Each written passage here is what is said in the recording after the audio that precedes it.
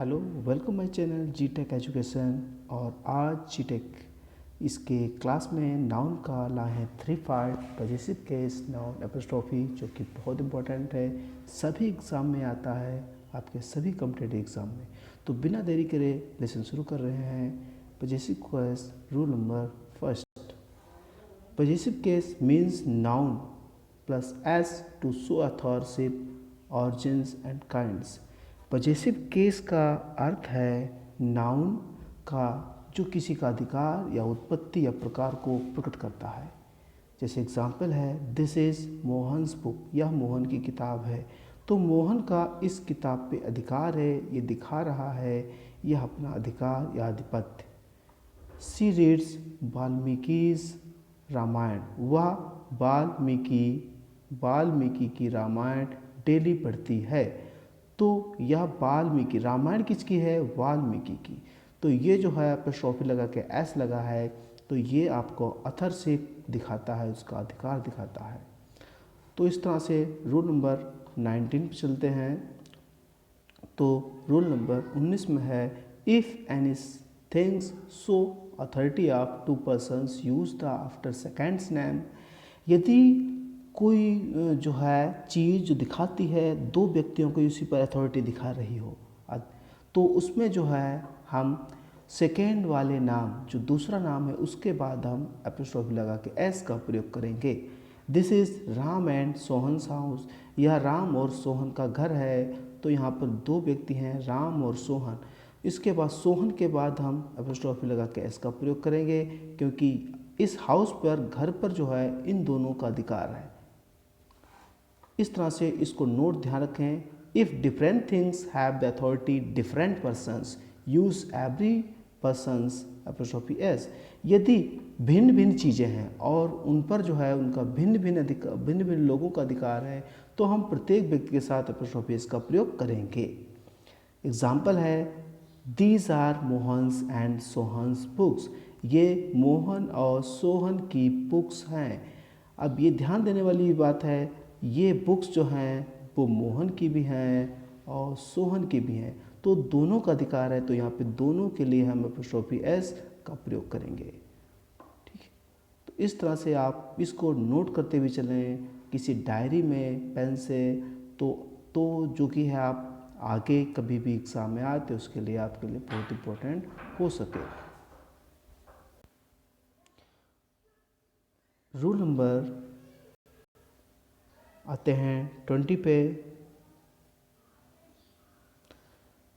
Apostrophe S use living things. Apostrophe लगा के S जो है लिविंग थिंग्स के लिए, यानी जीवित वस्तुओं, जीवित व्यक्तियों वस्तुओं के लिए करते हैं जिसमें भी जान है। जिस तरह से एग्जाम्पल है, द किंग्स थ्रोन, राजा का सिंहासन।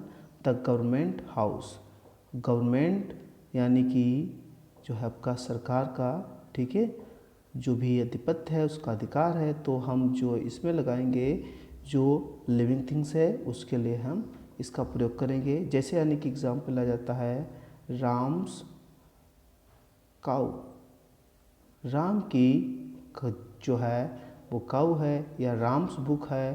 तो ये हमें, राम कौन है? लिविंग थिंग्स है और इसका अधिकार है इस पर, तो हम यहाँ पर लगाएंगे एपोस्ट्रोफी लगाकर एस। तो ये ध्यान रखना है। आगे चलते हैं रूल नंबर 21 पे। तो 21 में नॉन लिविंग थिंग्स, थोड़ा नीचे कर देते हैं। तो non living things have not use apostrophe S, so it is use of. जो नॉन लिविंग थिंग्स हैं, जिनमें जीवन नहीं है, उसके लिए हम ऑफ का प्रयोग करते हैं। एग्जाम्पल है, my table's leg has been broken, मेरे टेबल की जो लेग है, पैर है, वो टूट चुका है। तो यहाँ पे देखिए टेबल है, टेबल क्या है? एक नॉन लिविंग थिंग्स है।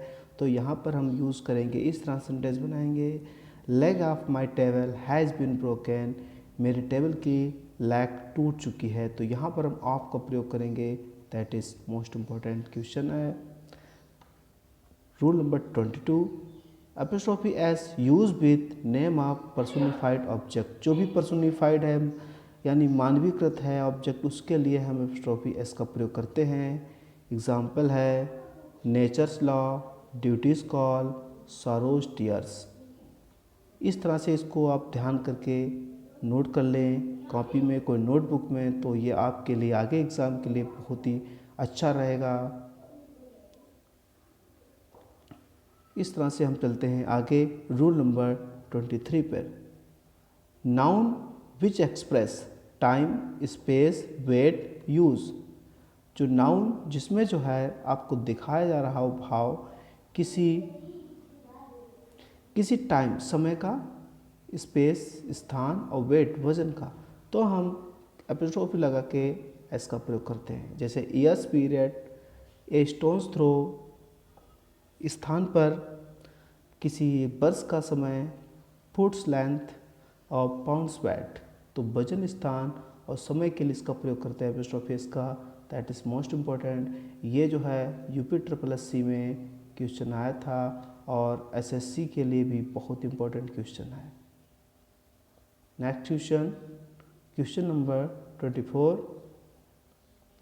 तो ये है the following phrase have also beans for non living things.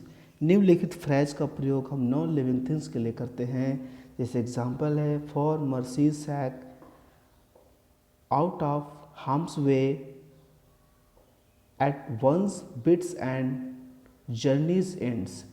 तो इस तरह से हम इसका प्रयोग करते हैं। कोई फ्रेज कोई कथन होता है जो 2-3 शब्दों से मिलकर बनता है, तो हम इसके लिए एपोस्ट्रोफी इसका प्रयोग करते हैं। तो दैट इज़ मोस्ट इम्पॉर्टेंट है। Rule number 25, if any plural of noun ending S या ES use apostrophe after S या ES.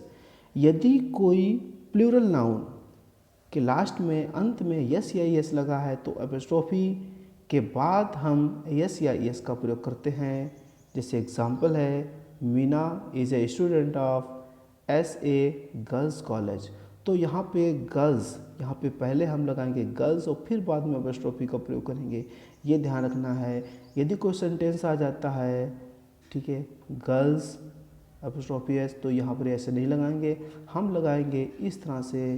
That is most important. Rule number 26,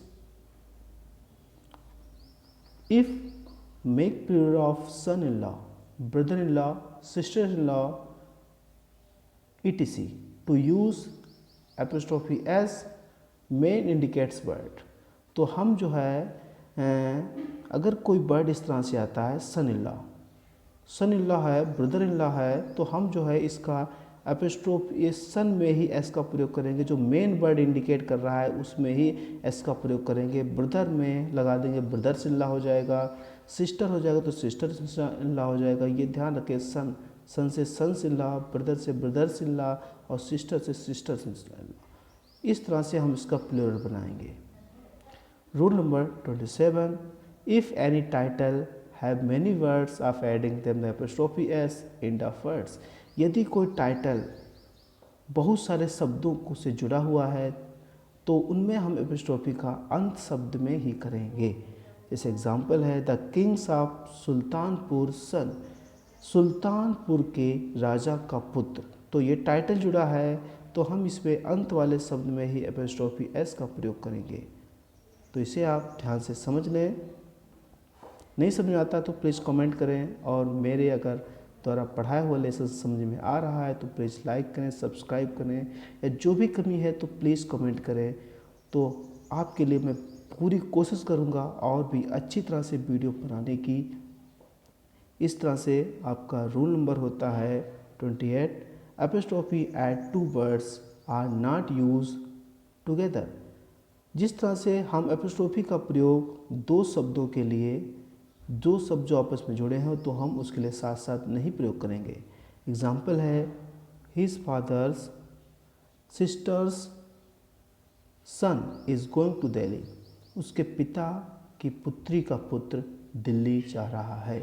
इस तरह से सेंटेंस होने पर हम यहाँ पर एपोस्ट्रोफी एस का प्रयोग नहीं करेंगे। हमें इस तरह से सेंटेंस बनाना है the son of his father's sister's is going to Delhi. तो ये बहुत इम्पोर्टेंट है। ये DRDO स्टूडेंट जो हैं उसे नोट करके रख लें। 101% ये क्वेश्चन आपके एग्ज़ाम में आएगा। इस तरह से एग्ज़ाम्पल रूल्स नंबर 29। तो 29 रूल में है, if any two noun have case in a position of each other of use apostrophe at end of noun. यदि कोई दो नाउन में कैस इन अ पोजिशन में है, आपस में एक दूसरे का प्रयोग किया जा रहा है, तो हम उसमें एपोस्ट्रोफी का अंत नाउन में करेंगे।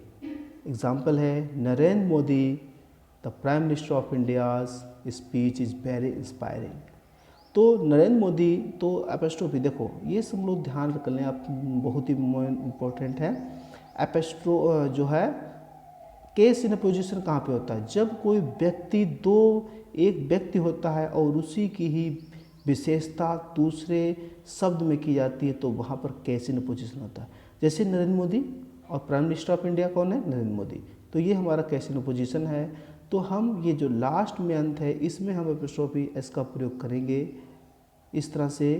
तो हमें जो ये दूसरे के ये जो हैं बिल्कुल ही केस इन पोजीशन है, तो हम यहाँ पर इसका प्रयोग करेंगे। और आज का जो लास्ट रूल है इसे ध्यान कर समझें।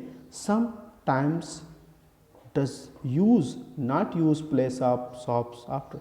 कुछ समय के लिए हम जो है जिसमें हमें बता दिया जाता है, ठीक है, तो हम स्थान या शॉप्स के लिए एपोस्ट्रोफी का या उसका स्थान का एपोस्ट्रोफी के बाद स्थान को और या शॉप को हम नहीं दिखाते हैं, ठीक है। जैसे देखिए समझिए, I will see you at barber's, मैं तुम्हें बार्बर की, ठीक है, शॉप पे देख लूँगा। तो यहाँ पर अगर शॉप ना भी लगाएं तब भी कोई ज़रूरत नहीं होगी, तब भी ये सेंटेंस का पूरा अर्थ निकलेगा, ठीक है।